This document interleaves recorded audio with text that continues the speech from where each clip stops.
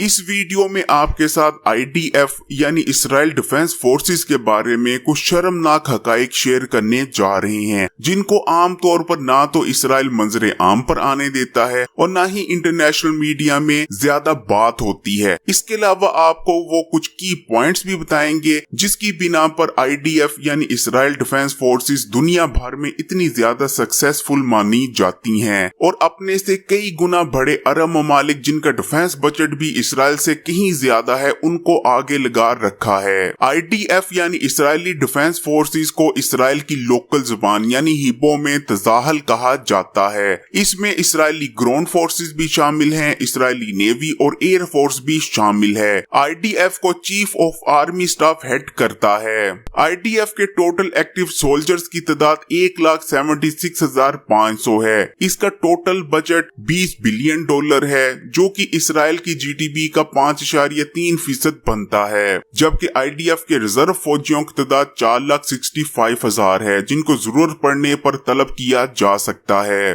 Fact number 1, 1950 में IDF की बुनियाद रखी गई। शुरू के दिनों में IDF का बजट इतना कम हुआ करता था कि जो हाई रैंक कमांडर्स हुआ करते थे, बाज महीनों में उनको भी तनख्वाह नहीं दी जाती थी। हाई रैंक कमांडर्स और दीगर फौजी खेती बाड़ी करके और दीगर साइड लाइन पर कारोबार करके अपना गुजारा चलाया करते थे। फैक्ट नंबर 2, एफिशिएंसी के लिहाज से IDF को दुनिया में नंबर 1 रैंक दिया जाता है, क्योंकि IDF के पास दुनिया के एडवांस तरीन जेट फाइटर्स हैं, एडवांस टेक्नोलॉजी है, हाई टेक ड्रोन्स हैं और न्यूक्लियर वेपन्स भी मौजूद हैं। और ऐसा कहा जाता है कि IDF दुनिया की किसी भी फौज से ज्यादा इफेक्टिव है। फैक्ट नंबर 3, IDF का यानी इसराइली डिफेंस फोर्सेस का ये असूल रहा है कि वो अपने सिवा किसी पर भी ट्रस्ट नहीं करते, चाहे फिर वो अमेरिका ही क्यों ना हो। अमेरिका जिसकी वजह से इसराइल अभी तक अपना वजूद कायम रखे हुए है, इसराइली डिफेंस फोर्सेस उस अमेरिका पर भी ट्रस्ट नहीं करती। इसराइली डिफेंस फोर्सेस के पास जो मेन जेट फाइटर्स हैं वो हैं F-15 और F-16, जो कि अमेरिका से लिए गए हैं, लेकिन IDF की जानिब से अमेरिका से लिए जाने वाले F-15 और F-16 के जितने भी इलेक्ट्रॉनिक्स हैं उन तमाम को चेंज कर दिया गया है। यानी एक भी इलेक्ट्रॉनिक पुर्जा अमेरिका का जो कि F-15 या F-16 में लगाया गया था वो रिमूव कर दिया गया है और इसराइल ने अपने बने हुए इलेक्ट्रॉनिक पुर्जे इन जहाजों में लगाए हैं।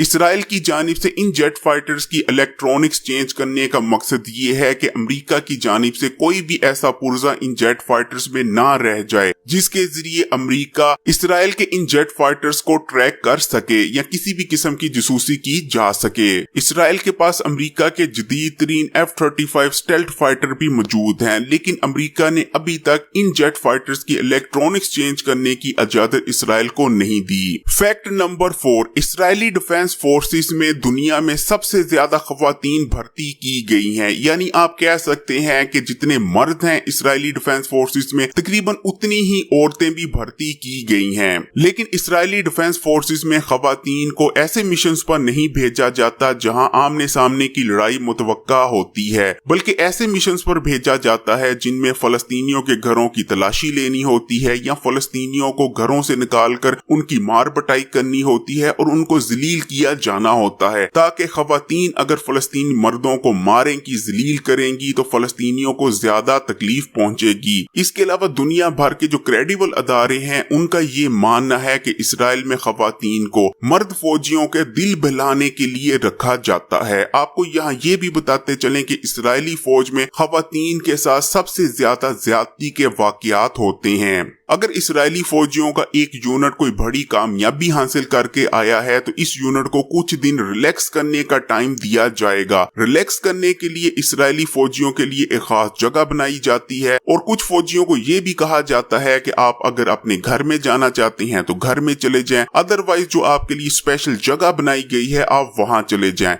वहां ये खवातीन फौजी भी मौजूद होते हैं और इनको हुक्म दिया जाता है एक खास कोड वर्ड में जिसका नाम है रिलैक्स। यानी जो जो कामयाबी हासिल करके मर्द फौजी आए हैं इनकी खिदमत की जाए, बाकी आप मतलब समझ सकते हैं। Fact number 5, Israeli defence forces को दुनिया की सबसे ज्यादा इनफॉर्मल आर्मी कहा जाता है, क्योंकि इस फोर्स में आपको आपके रैंक की बुनियाद पर तरक्की नहीं दी जाती, बल्कि आप में कितनी लीडरशिप क्वालिटीज हैं, कितने ज्यादा आप कैपेबल हैं, इस बुनियाद पर आपकी तरक्की की जाती है। जबकि दुनिया में जितनी भी दूसरी आर्मीज हैं इनमें आपके रैंक की बुनियाद पर आपको तरक्की दी जाती है, जबकि इजरायली डिफेंस फोर्सेस में आपकी काबिलियत आपकी तरक्की की वजह बनती है।